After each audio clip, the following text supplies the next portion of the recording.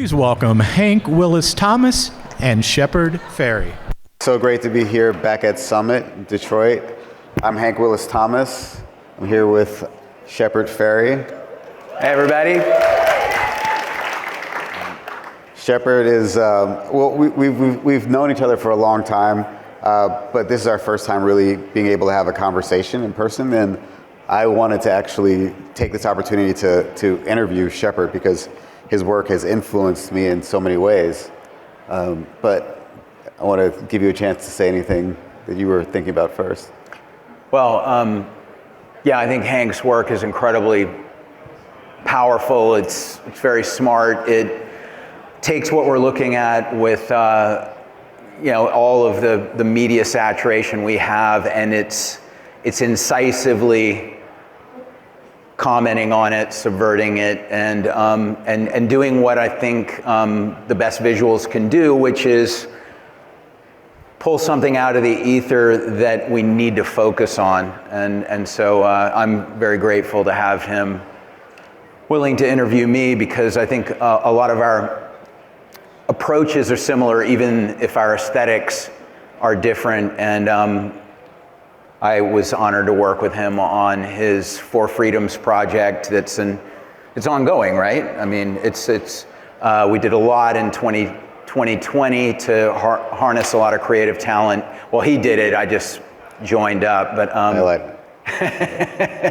a lot of people brought it together, and it shows how one approach to art making might not solve all of the problems, but when you have power in diversity and numbers, and recognizing that and being willing to get out of your myopic art bubble to look at the grand scheme of things and try to tackle those problems with visual art and other forms of creativity can be incredibly influential.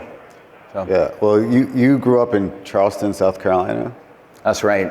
And I'm thinking about how you started in the South and how the work that you were making and the culture you were exposed to and the subculture you were a part of kind of led you to start making art that kind of seems on some level like this is, what years are these works from? It's like, yeah, these works here are from a couple from '89 and '90. So, being from South Carolina, I was in what I would consider, a very conservative, not avant-garde place that luckily still had a small contingent of people who were into skateboarding and punk rock that I was able to link up with, and that allowed me to take what I'd been doing as a kid, interested in art, making things like drawings and paintings and the play for the school's production of Oklahoma, that weren't necessarily things that were meaningful to me culturally, and then finding an outlet for my art that was about an alternative culture, a subculture, something that, even though I couldn't articulate it at the time, was a reaction to the oppressive nature of preppy country club culture that I was immersed in Charleston. And these images are from when I was a freshman and a sophomore at the Rhode Island School of Design, and I'd been exposed to people like Barbara Kruger, Keith Haring, Andy Warhol, and as well as a lot of the great artists from punk rock Raymond Pettibone, Winston Smith, who did the stuff for the Dead Kennedys, Jamie Reed, who did the stuff for the Sex Pistols, and others, that inspired me to think about how to make provocative graphic imagery and that said something. And the funny thing of that image of the skateboarder is initially it had said in newspaper style text above and below, "Prevent police boredom, skateboard." And my professor said, good art doesn't need text on it. You need to take the text off of it. And then I was thinking, Jenny Holzer's work is all text. Barbara Kruger, there's so many text. Ed Ruscha, look at the text in all of their stuff. And then I also realized that even a teacher at a very good art school might not know what the hell they're talking about. Well, at some level, you took a bit of that advice in this piece on the left, where I see influence of Barbara Kruger. This is your kind of iconic Obey Giant, Andre the Giant sticker. I mean, Obey Giant poster, and your like really early Andre the Giant sticker. Yeah. And this is some of the first work of yours that I saw, probably like 25, maybe 30 years ago. And it stuck with me for a few reasons. I was living in San Francisco, and I saw a giant Obey Giant poster on a billboard, but it clearly didn't belong there. Right. And I was wondering, like, how did, rather than it being like tagged or graffiti, spray painted, this kind of form of kind of wheat pasted street art that seemed like an advertisement, but I wasn't quite sure what it was an advertisement for, really stuck with me. Yeah. I'm curious about the kind of genesis of Obey Giant. Yeah, the summer after my freshman year of art college, I was subsidizing my $4 an hour job at a skate shop by making homemade t-shirts, which I then took to the skate shop because my boss was only there one day a week, and put them up on the racks with all the other stuff, and then just sold them and kept the money.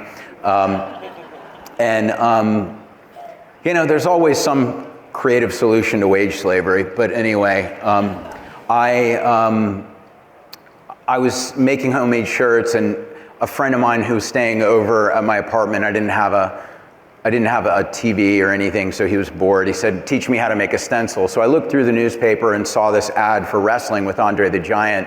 Said, why don't you make a stencil of this? Isn't Andre the Giant amazing? He's like scary, but also funny. And I was sort of speaking out loud about all the different facets of Andre the Giant. Hank and I were talking about just a minute ago, that he was this, this. Wait, does everybody know who does anybody not know who Andre the Giant is? Okay, Andre the Giant was a wrestler in the WWF, which is now called the WWE, in the 1980s.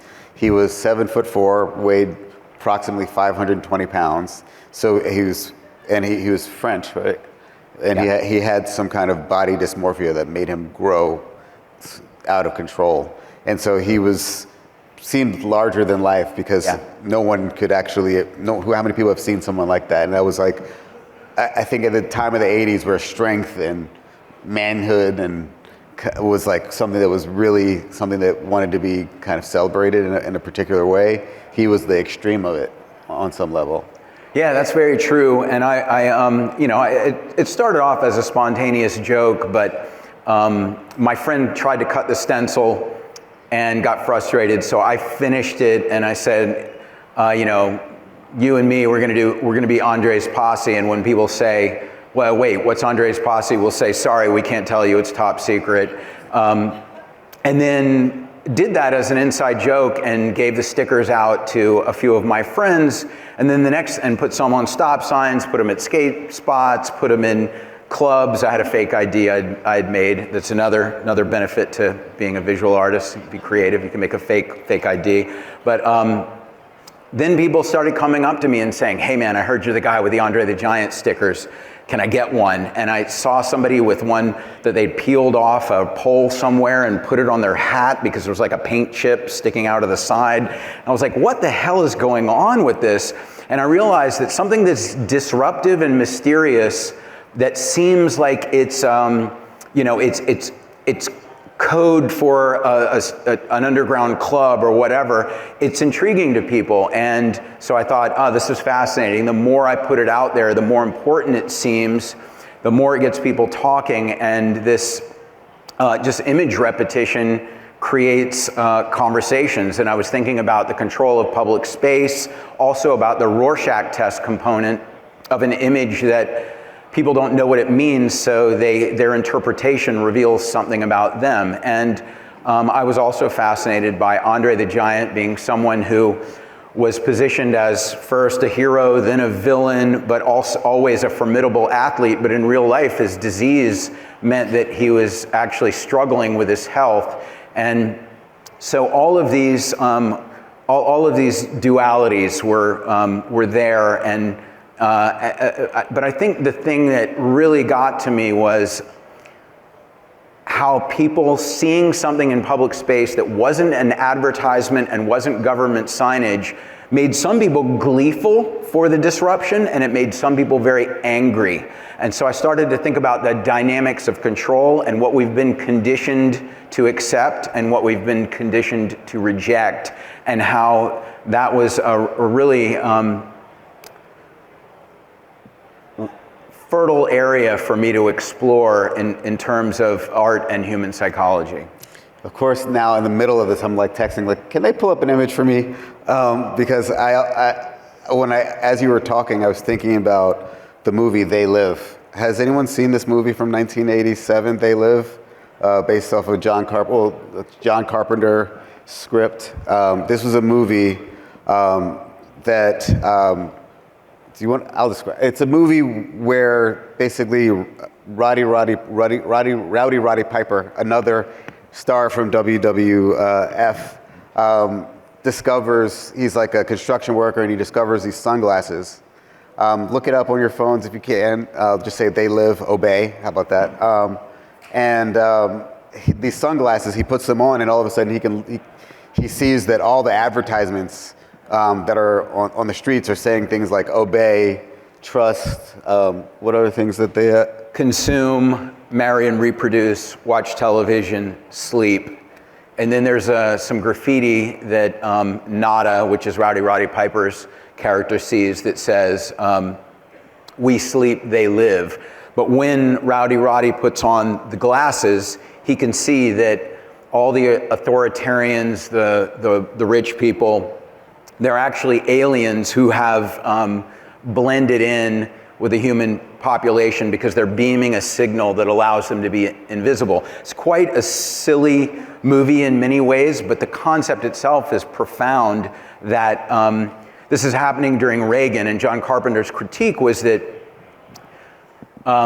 conspicuous consumption, keeping up with the Joneses, the rat race of American individualism and selfishness meant that people were oblivious to all these forces of manipulation.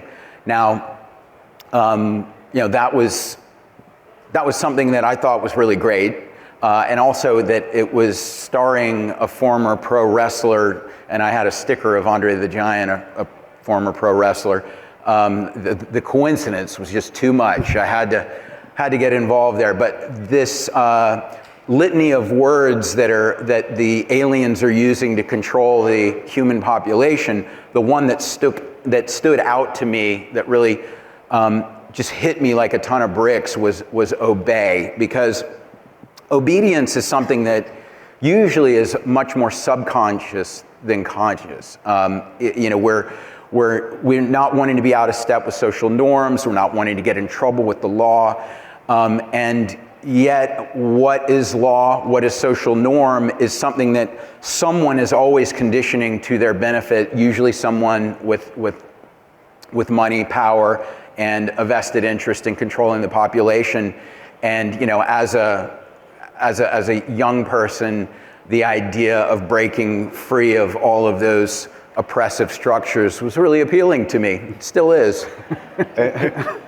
Well, because why I'm like, I can't believe I didn't think of this before, because we are now, in the 1980s, I think billboards, advertising was ubiquitous, but it was usually something that was outside of your life. Of course, you watch television, there were things called commercials.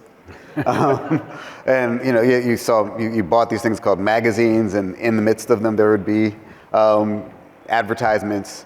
But now we're living in a stage where we're so immersed in advertising that we probably don't even recognize that we're being advertised to most of the time, because from the moment we pick up our phone, we're actually in a corporate fantasy, right? Because everyone has an Apple phone is advertising an iPhone. I mean, everyone who's, and so, or Samsung or whatever. And then we go into these apps, which is more advertising. And so much of the way that we have been trained and conditioned to live our lives is through this kind of sense of, what are the words again from trust, obey? Consume, marry, watch television, marry and reproduce, obey.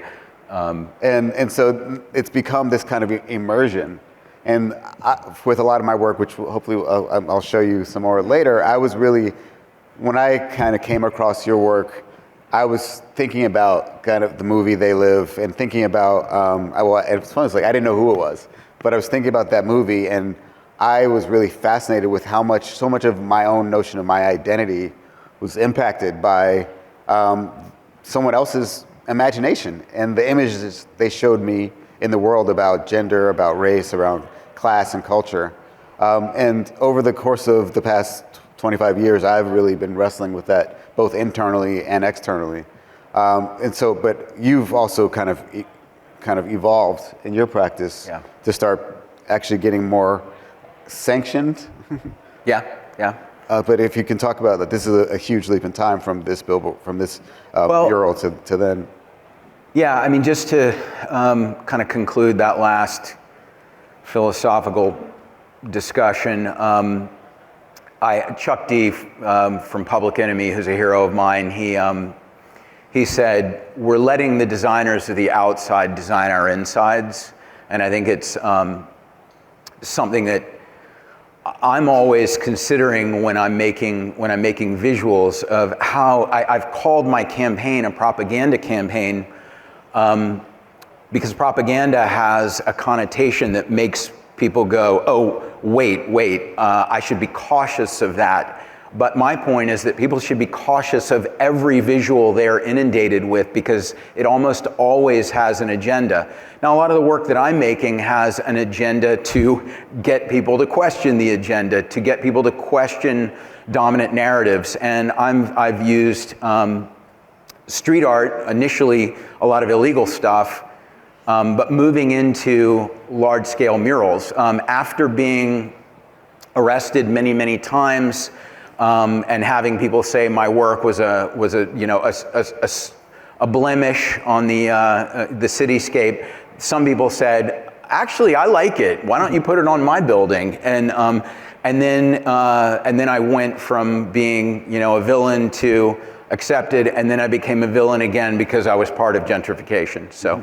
I did the same thing the whole time, but people's attitude toward it just shifted. I mean, gentrification is a very serious thing, and I think that it's important to look at all the variables that contribute to it, and art making a place more appealing to live in is a variable, but does that mean get rid of art, or does that mean get rid of the exploitative practices from landlords, from developers, and having a government in place that looks out for the vulnerable, a government we can all vote for? Are we voting against art or for regulation for the people that don't respect the vulnerable? So that I'll get off my soapbox now, but that's part of, I am trying to take into account all the ways that art can be used positively and affect the cityscape in a way that's, literal. It's changing, a building from something austere to something that makes people feel and think. But I'm also trying to look at how that's a template for empowerment for people that often don't think about how every creative intervention can make a difference. So, speaking of that, you actually have a very unique place in history about being a creator who's made a work of art that's made a difference. I'm thinking about, of course, these images, but there is one in particular that most of us know you for. And when you made this poster, this iconic Hope poster, which I think is arguably one of the most iconic political images of all time, what were you thinking? Was it like, oh, I'm just going to do this little thing, or? Well, I think that it's good to be ambitious, but it's also good to be realistic. So my realistic thinking at the time was, I find Obama inspiring. I find the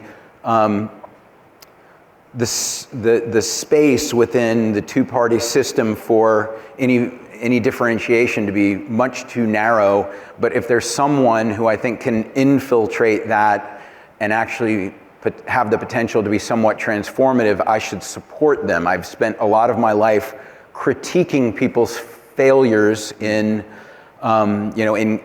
government, in any number of zones in our society, in our culture. But to take a risk to support someone that I think can make a positive difference is something that I think I need to do right now. And I had been doing a lot of work critiquing Bush and the Bush agenda, the war in Iraq, the decrease in privacy and things like the Patriot Act, and so I didn't know whether my support of Obama would be welcome, because the big art show I did in New York right before Obama announced his candidacy was called E Pluribus Venum. So, but I had a friend who knew some of Obama's staff and said, hey, Shepard Fairey was wondering if he could just on his own do a poster. Are you guys okay with that? And they shot back, yeah, we're familiar with his work, tell him to go for it. So I made this image, which was inspired by a few things. There's a great image of John F. Kennedy in one of his presidential photographs, sort of looking into the distance, where he's got a sense of vision. There was Obama's speech at the 2004 Democratic Convention where he said, we're not red states, we're not blue states, we're the United States. So I wanted to find something that would allow me to have a shadow side of his face with a highlight side of his face where red and blue could converge in the middle.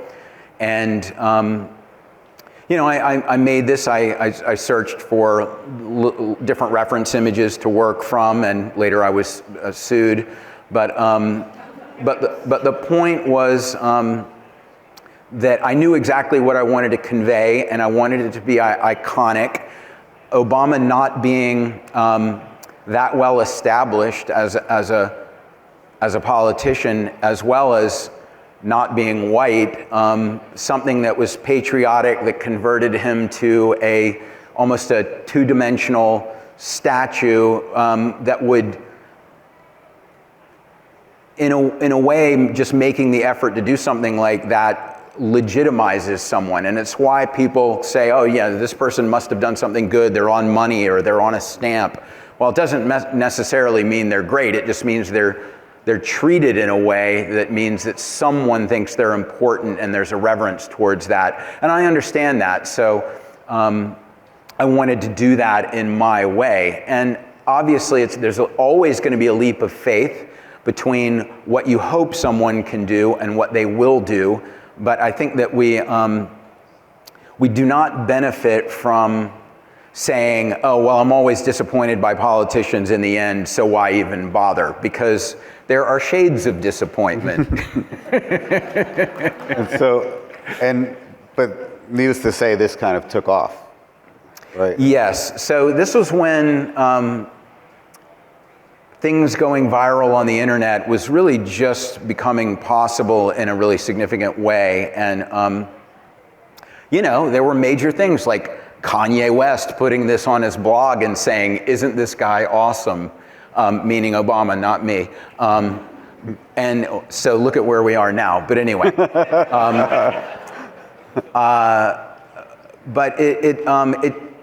I had a free download of the image, and so a lot of people made stuff that they, made lawn signs. They made a homemade T-shirt. They put a poster in their window, And that was incredible. And a lot of people, once Obama got really popular, made stuff that they sold and bragged about buying a Mercedes from Obama posters they sold, which of course I only sold 1,200 posters overall and made 300,000 that were given away, along with 500,000 stickers that were given away. Well, I wasn't doing it for the money, but in the way I saw it is the more the image was perpetuated, the more momentum it created for Obama. So, Mercedes guy be damned, but it just helped Obama too. And were you ultimately happy that you did this? Of course, I was happy that I did it because it showed that a piece of grassroots activism could make a difference. I wasn't happy in about aspects of the response. Some people. It did introduce my work to a larger audience, which I was grateful for, because a lot of the strategies within my work are things that I hope people have an opportunity to consider. A lot of my point of view, I hope people will consider. But then there were also the people who, whether it's the reaction to, a band like Nirvana getting popular or whatever, there's this outsider orthodoxy that punishes anyone outside of the club being, having access to something. And I find, top-down elitism is terrible. So is bottom-up elitism.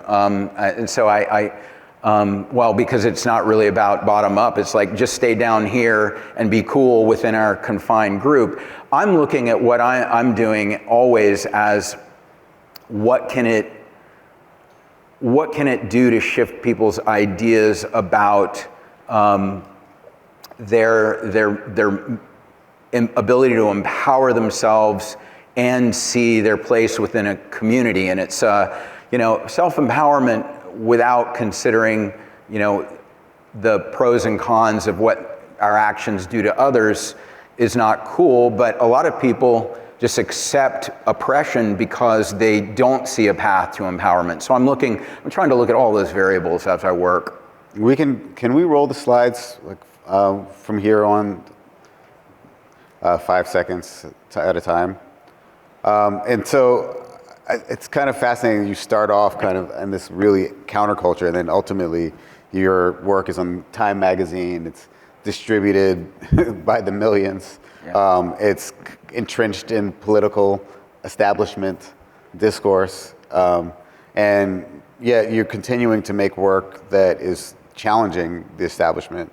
And so I really see that as one thing that we have in common. I've always been interested in kind of using the tools of the system to critique the system, because I feel like that allows for those ideas to kind of disperse and disseminate within it. Yeah. But there is also this co-option, when you think about the Black Panthers and this depoliticization of people like Martin Luther King and even Representative John Lewis.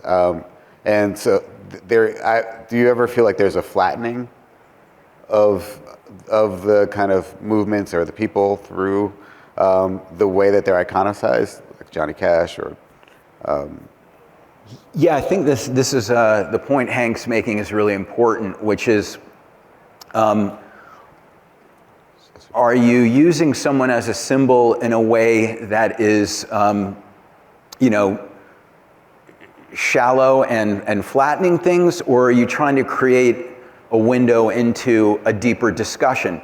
Now, that depends on the audience, which is not monolithic. There are some people that naturally they just go for the most shallow interpretation of things. They will not be motivated to even look up, Martin Luther King's Wikipedia. But there are other people that will see an image and, it'll push them. It'll provoke something more meaningful. And I think, this is a really beautiful thing about your work, is that you take an approach that has a lot of the aesthetics of advertising, and then you're subverting that. So we're lured in and then we're provoked. I mean, you should talk about it. It's your stuff. Well, so these are images I make that were attempting to critique ads and look like ads. And then at some point I got really interested in how kind of advertising, as I mentioned, is truth is better than fiction. At this kind of age that I was really kind of coming of age, where digital photography was kind of emerging as a tool, I started to really wonder kind of what was the point of actually making images when there's more images created in a second than any of us could make sense of in entire lives. We don't recognize often how much images shape our lives, and how we become like ads imitate life, imitates art, imitates ads. There's like this kind of vicious cycle of consumption where consumption becomes living.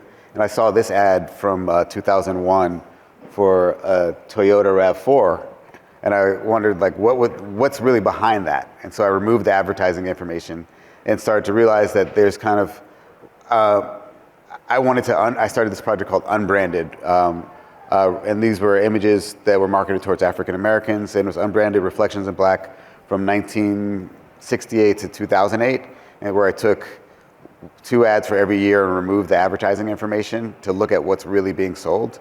And more often than not, it's not the product that's being sold, it's what generalizations or stereotypes one could kind of decode through our kind of our indoctrination into media literacy. I think advertising is the most powerful language in the world because it's so ubiquitous, and it's also in some ways the first language that many of us speak. I have young children, and they can decode ads they can't even really before they could even read. And so I've really been fascinated kind of with what lies below the surface, and I frankly have had a lot of trouble seeing more recently. Like I used to be able to kind of see something like this, which anybody want to guess what it's an ad for? Nope. Too late. It's an ad for kitty litter, obviously. But that's to show you kind of how deceptive the tools of advertising can be, in convincing us that two things that are unrelated can be related. Another part of my practice, in part inspired by you, was finding ways to put my ideas and things I'm interested in through sculpture and gesture in public space. So there's public art is fascinating for me because it's, again, this public space is it's another part of kind of what shapes the world we live in, and how when what's there actually depicts what we value, like kind of what you were saying about money. And so I was really grateful to be a designer of this monument to Dr. Martin Luther King and Coretta Scott King called The Embrace, which is in Boston. It also went viral in a different way. Can you go back to the previous slide? Sure. Do you mind? Yeah. Oh, look at that. So we're used to seeing, the police in uniform positioned as heroes. There are plenty of statues of soldiers, of the responders to 9/11, and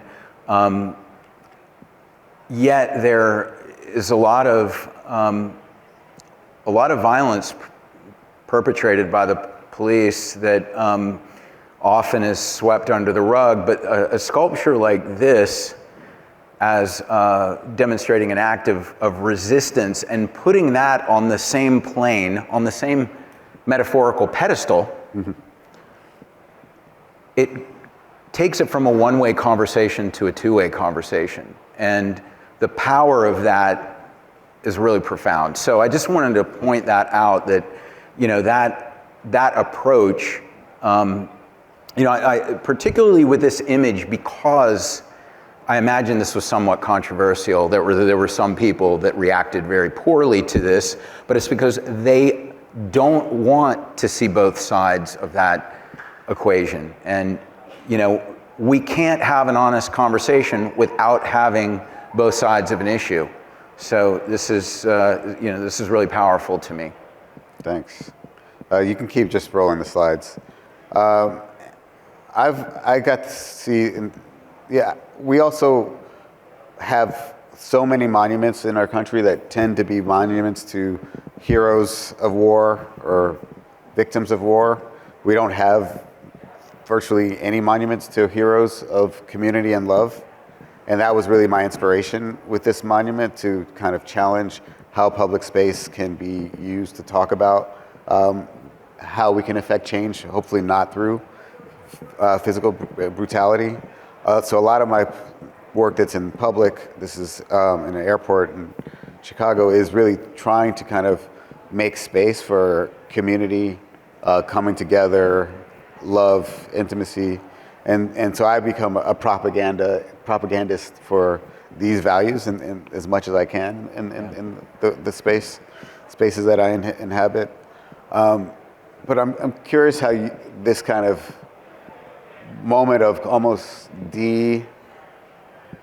I've heard that there's like a empathy drought or something that's happening as a result of us not doing what we're doing here as much. Before the pandemic, it was far more common for people to come sit in a room with people that they don't know and listen to them and engage with them, and not even necessarily like all the things they say, but to participate, to share air.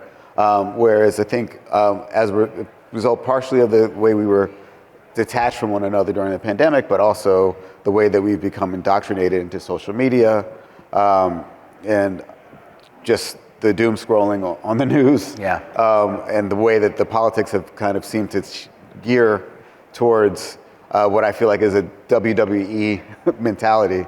I mentioned earlier that I found it fascinating that you took inspiration from a WWE wrestler, and our current president was basically a bit player in the WWE. I don't know if you guys know that he was kind of a villain that would come in and as this rich billionaire titan and then smack around some wrestler. And thinking a lot about how I think that really shaped a lot of the way that he's engaged with the world and the public. And you mentioned something about celebrity, or what were you saying about kind of masculinity and celebrity and the way that? I think that Trump is a master of the grift of becoming a character that anyone can project their fantasy onto, and he targets his message for every different audience when he's isolated with an audience, and then he goes for the big things. Things are going to be great. They're going to be better. It's going to be huge. But I think that we want to see the best in people, and so in a way, he's exploiting our optimism. It's just part of our wiring, I think, and doing it. And no one wants to feel small. Everyone wants to feel big and powerful. And if he projects that, even though it's a charade, Wizard of Oz, pull the curtain back. But it's a tactic, and I sometimes feel that I'm at a very major disadvantage using art that's meant to have us all see the equality and equal dignity for each other, to look at things compassionately and generously rather than selfishly and with an us versus them mentality. Even though I do call out the villains in my work sometimes, I try to use humor and I try to invite evolution. And hey, if you've had bad ideas and been part of things moving in the wrong direction, but you want to switch it up, you're welcome over here. I grant you plenty of space for redemption. I think that trying to cancel people who've done the wrong thing just pushes them further into the arms of the most destructive and extreme people. So I'd like to avoid that. Yeah, and I also recognize that our president is a master of advertising. Yes, and that it says a lot for us, I think, to consider about when you can wield this tool of communication. It doesn't necessarily matter what you're selling, as long as you tell a good story. Yeah. And I think this is a really an opportunity for creatives, frankly, to tell stories that we believe create the world that we want to be a part of, and then tell that story in such a powerful way that people can't help to be seduced. And so I think you've done that a lot in your work and have had a huge impact on the world as a result, and I'm really grateful to have had this chance to talk to you. Do you have anything that you want to say to close out? Well, the last slide of Hank's, his subversion of all lives matter to say all lives matter. You know, this is a genius piece for how it takes one narrative and then asks us to look at maybe the narrative people aren't focusing on by deconstructing what we are focusing on. I just want us all to really consume everything with a little bit more analysis and discretion. And if art can be part of that process, that's great, because creative problem solving is what is crucial to our evolution. So I make visual art, but creative problem solving is embedded in technological advancement, scientific advancement, and cultural advancement in general. So yeah, let's all embrace that. I know I appreciate that you do, and thank you all for being here. Yeah.